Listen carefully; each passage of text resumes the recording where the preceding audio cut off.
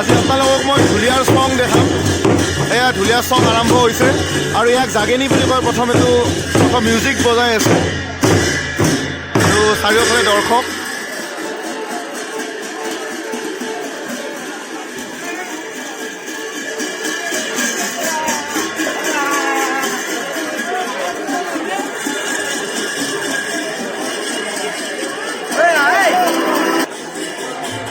এইটো সাজঘৰ, এনেকৈ ইয়াত এওঁলোকে কষ্টিউম কৰি আছে, সাজ সজ্জা কৰি আছে। আৰু অলপ পিছত দেখিব ইয়াৰ পৰা গৈ কিনে এই ফিল্ডত গৈ তেওঁলোকৰ যি চং মানে আচলতে ঢুলীয়াৰ নাটক এখন কৰে। এয়া অসমীয়া সংস্কৃতিৰ একেবাৰে প্ৰাচীনতম আমাৰ কৃষ্টি সংস্কৃতি, যি ঢুলীয়া প্ৰদৰ্শন।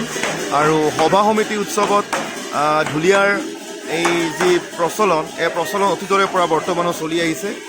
আৰু এয়া জনমানসত খুব জনপ্ৰিয় আমাৰ সংস্কৃতি। আৰু এতিয়া অলপ পিছত দেখিব এই সাজঘৰৰ পৰা এইফালেৰে ওলাই আহিব আৰু ওলাই আহি এই ফিল্ডত তেওঁলোকে ৰাইজৰ মাজত তেওঁলোকৰ যি নাটক, তেওঁলোকৰ যি নৃত্য, এইবিলাক প্ৰদৰ্শন কৰিব।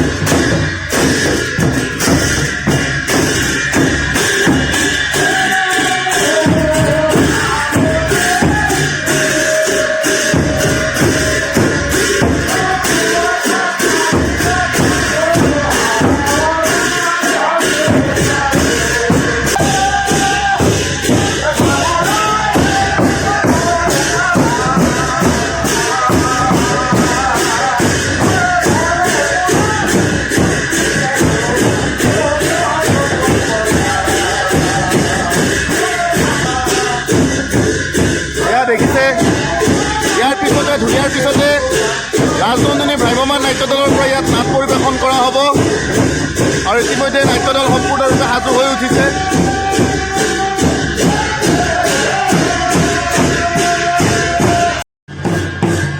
এয়া চাওক না, এওঁলোকৰ বস্তুবিলাক কিমান ফ্লেক্সিবল হয়। সৰুৰ পৰা যিবিলাক ঢুলীয়াৰ ল'ৰা আছে, যাতে সৰুৰ পৰা এনেকৈ ঢুলীয়াত প্ৰদৰ্শনৰ সময়ত তেওঁলোকৰ যিটো শৰীৰ চৰ্চা হৈ থাকে আচলতে, আৰু সেইটো কাৰণে তেওঁলোকৰ বডিবিলাক বহুত ফ্লেক্সিবল হৈ যায়। ঢুলীয়াৰ যি চং আছে, এই চঙৰ আগে আগে এনেকুৱা ধৰণৰ তেওঁলোকে বাদ্য বজাই বিভিন্ন ধৰণৰ এনেকুৱা খেল দেখুৱাই থাকে। আৰু যিটো ঢুলীয়াসকলৰ এটা বিখ্যাত যিটো আমাৰ জিমনাষ্টিকৰ নিচিনা এটা বস্তু, এনেকুৱা বিভিন্ন ধৰণৰ খেল তেওঁলোকে দেখুৱায়। আৰু যিবিলাক সৰু ল'ৰা ছোৱালী আছে তেওঁলোকে কেতিয়াবা নোৱাৰে, সেইটো এটা বহুত হাস্যকৰ বিষয় হৈ পৰে সকলোৰে কাৰণে। নতুন যিবিলাকৰ অভ্যাস তেওঁলোকে নোৱাৰি দিবলৈ তেনেকৈ, আৰু সেইটো এটা সকলোৰে কাৰণে হাস্যকৰ বিষয় হৈ পৰে। খুব এক আমোদজনক এই সভা সমিতিবিলাকক খুব আমোদজনক এয়া ঘটনা।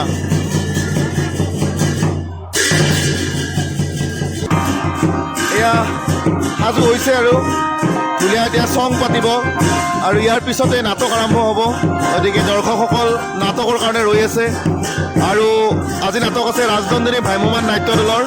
গতিকে ইতিমধ্যেই সকলো ঠাইতে মানুহবিলাকে নাটকৰ যি ৰিজাল্ট, এই ৰিজাল্ট শুনিছে। ইতিমধ্যে অসমৰ ভিতৰতে এটা প্ৰতিষ্ঠিত নাট্য দল, আৰু যিবোৰ ঠাইত নাট প্ৰদৰ্শন কৰি আহিছে সকলোতে বিশেষ সুনাম অৰ্জন কৰি ইতিমধ্যে অপ্ৰতিদ্বন্দ্বী নাট্য দল হিচাপে নিজৰ খ্যাতি অৰ্জন কৰিবলৈ সক্ষম হৈছে।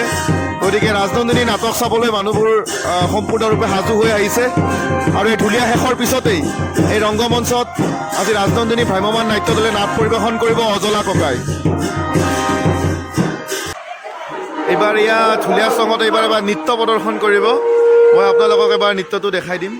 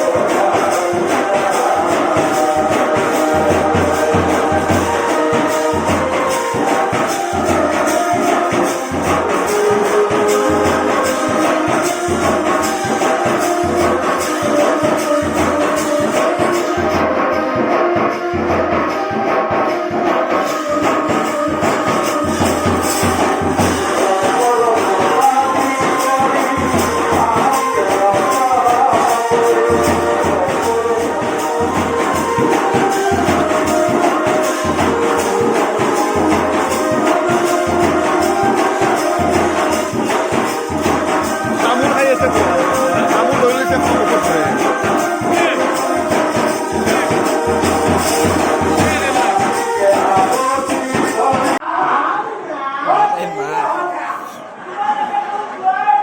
এয়া ঢুলীয়াৰ চং বুলি কয় এয়া অসমীয়া সংস্কৃতিৰ এক ঐতিহ্যপূৰ্ণ ইতিহাসক গৰকা এয়া ঢুলীয়া অসমৰ আৰু এই ঢুলীয়া প্ৰদৰ্শনে আচলতে সভা সমিতি পূজা উৎসৱ পাৰ্বণ আদিত অসমীয়া জনজীৱনত এক বিশেষ প্ৰভাৱ বিস্তাৰ কৰি আহিছে এয়া ঢুলীয়া আপোনালোকে দেখিছে আৰু ইয়াতে যিগৰাকী নাৰী চৰিত্ৰৰ ৰূপায়ণ কৰিছে এগৰাকী নাৰী নহয় আচলতে এগৰাকী পুৰুষ হয় আৰু পুৰুষে খুব সুন্দৰকৈ এনেধৰণে ঢুলীয়া চঙত অভিনয় কৰি আছে নাৰী চৰিত্ৰ